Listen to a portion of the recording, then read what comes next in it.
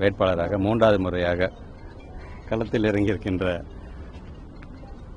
எனக்கு இந்த வாய்ப்பை வழங்கிய என்னுடைய மாண்புமிகு தமிழ்நாட்டு முதலமைச்சர் என்னுடைய அரசியல் ஆசானுக்கு என்னுடைய நன்றிகளை நான் தெரிவிச்சுக்கிறேன்.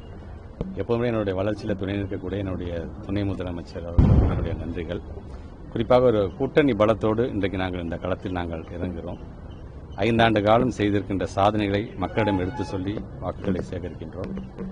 அடுத்தது என்ன செய்ய போகிறோம் என்கின்ற எங்களுடைய தேர்தல் அறிக்கையை எடுத்து சொல்லி வாக்குகளை சேகரிக்கின்றோம். நேற்றிலிருந்து தொடர்ந்து வாக்குகள் சேகரிக்கின்ற பணி இருந்தது என்று சொன்னாலும் இன்றைக்கு ஒரு தேர்தல் என்று வந்தால் ஒரு முக்கியமான நாள், வேட்புமனு தாக்கக்கூடிய நாள். இன்றைக்கு பொதுமக்களுடைய, குறிப்பாக என்னுடைய தொகுதி மக்களுடைய வாழ்த்துக்களோடும், என்னுடைய கூட்டணி கட்சி தலைவருடைய வாழ்த்துக்களோடும், மக்களால் தேர்ந்தெடுக்கப்பட்ட நம்முடைய நாடாளுமன்ற உறுப்பினர் துரை வைகோவுடைய வாழ்த்துக்களோடும் இன்றைக்கு நாங்கள் வேட்புமனுவை தாக்கல் செய்திருக்கின்றோம். 3வது முறையாக என்று சொல்லும் பொழுது 2016 முதலாக நான் களத்தில் நிற்கும்போது என்ன ஒரு மனநிலையில் இருந்தேனோ அதே ஒரு மனநிலையில் தான் தொடர்ந்து மக்களை சந்திக்கிற, மக்களின் மீது காட்டக்கூடிய அன்பு இன்னும் அதிகம் எனக்கு செய்வார் அப்படிங்கிற ஒரு நம்பிக்கையை நான் பெற்றிருக்கிறேன் என்பதே எனக்கான ஒரு மிகப்பெரிய ஒரு அங்கீகாரம்.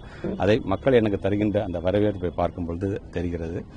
என்னை பொறுத்தவரைக்கும் சட்டமன்ற உறுப்பினர், அமைச்சர் என்பதெல்லாம் கடந்து ஒரு சேவகனாக இந்த தொகுதிக்கு என்னென்ன செய்ய வேண்டும், என்னுடைய வாழ்நாளில் 10 வருடங்கள் இந்த தொகுதியில் நான் கழித்திருக்கின்றேன். சந்து பொந்து எல்லாம் தெரியும், நல்லது கெட்டதெல்லாம் கலந்திருக்கின்றேன். மக்களுக்கான பல்வேறு நலத்திட்டங்களை செய்வதற்கு காத்துக் கொண்டிருக்கின்றேன். இந்த 5 ஆண்டுகளில் ஏறத்தாழ 450 கோடி ரூபாய் மதிப்பீட்டிலான பல்வேறு திட்டங்களை தொகுதி முழுவதும், அது 20 ஊராட்சியாக இருந்தாலும், ஒரு பேரூராட்சியாக இருந்தாலும், ஒரு நகராட்சியாக இருந்தாலும், 13 மாநகராட்சி வார்டுகளாக இருந்தாலும் பரவலாக எல்லாத்திலும் என்னென்ன மாதிரியான திட்டங்கள் மூலமாக நாம் செயல்படுத்த முடியுமோ அதை நாங்கள் செய்திருக்கின்றோம். கண்டிப்பாக இந்த முறையும் மக்கள் அந்த நம்பிக்கையை என் மீது வைப்பார்கள் என்கிற நம்பிக்கை எனக்கு மக்கள் மீது இருக்கிறது என்று தெரிவித்துக் கொள்கிறேன்.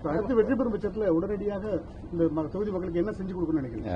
நீண்ட நாள் பிரச்சனை உங்களுக்கே தெரியும். மோர் தென் 60 ஆண்டுகளுக்கு மேல் இருக்கக்கூடிய அரியமங்கலம் குப்பை கிடங்கு. அது ஃபர்ஸ்ட் நான் ஏன்னா ஒரு 2 ஆண்டுகளுக்கு முன்பாக நான் அமைச்சராக பொறுப்பேற்றனால் ஃபர்ஸ்ட் நான் நம்முடைய மாண்புமிகு அமைச்சர் நேரு ஃபர்ஸ்ட் நான் கூட்டிட்டு போன இடமே பார்த்தீங்கன்னா அந்த குப்பை கிடங்கு சார்ந்து நம்ம ஏதாச்சும் ஒன்று பண்ணணும்னு சொல்லும்போது அப்போ இருந்த கலெக்டர் எல்லாமே சொன்னாங்க, சார் இந்த இடத்துல நீங்கள் கன்ஸ்ட்ரக்ஷன் எதுவும் பண்ண முடியாது, ஏன்னா இப்போ சாயில் இவ்வளவு நாளாக அங்கே குப்பை கொட்டி இந்த சாயிலாக இருக்கனால அது 10 இயர்ஸ் கழிச்சு தான் கன்ஸ்ட்ரக்ஷன் நடக்கும்னு சொல்லுங்க. அப்போ அண்ணன் எனக்கு அழகான ஒரு பூங்கா மாதிரி எனக்கு அமைச்சு கொடுத்துருங்கன்னாங்க. அவருடைய துறை சார்ந்தே அதை பண்ணுறேன்னு இருக்காங்க. இப்போ உங்களுக்கே தெரியும், அந்த பயோமைனிங் மூலமாகவும் சிஎன்ஜி மூலமாகவும் 2 விதமாகவும் அதாவது ஈரப்பதம் உள்ள குப்பையாக இருந்தாலும் அல்லது காய்ந்த குப்பையாக இருந்தாலும் 2த்தையும் பிரிக்கக்கூடிய அந்த பணி எவ்வளவு வேகமாக நடைபெற்றுக் கொண்டிருக்கிறது. 2027 என்பது எங்களுடைய இலக்காக இருக்குது. அது முழுமையாக அது முடிந்ததுக்கு பிறகு அதற்கான ஒரு மாண்புமிகு அமைச்சர் நேருன்னு சொன்ன மாதிரி ஒரு அழகான ஒரு பூங்கா அந்த இடத்துல அமைப்பதற்கான எல்லா விஷயத்தையும் நான் கண்டிப்பாக நான் செய்வேன்.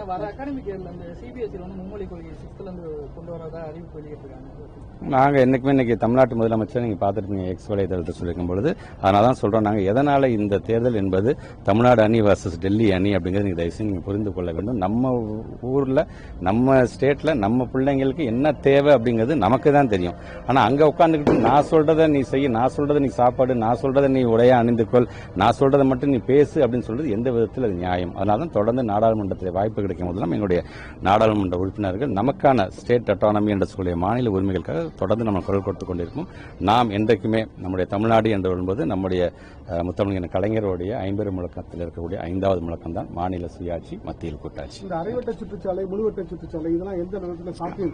அரைவட்ட சுற்றுச்சாலை உங்களுக்கு ஏற்கனவே நம்ம சாத்தியம் முடிச்சிருக்கோம். நம்ம அடுத்த கட்டமாக என்ன 2021 நாங்கள் அது சார்ந்து நாங்கள் சொன்னதுதான். நாங்கள் அதில் அது சார்ந்து இந்த பக்கம் முழுமையாக அந்த இடங்கள்லாம் எடுக்கப்பட்டு முழுமையாக வரும் பொழுது இங்கே இருக்கக்கூடிய டிராபிக் நம்ம கன்ஜெஷன்ஸ் நல்லா குறைக்க முடியும் என்ற நம்பிக்கை இருக்கின்றது.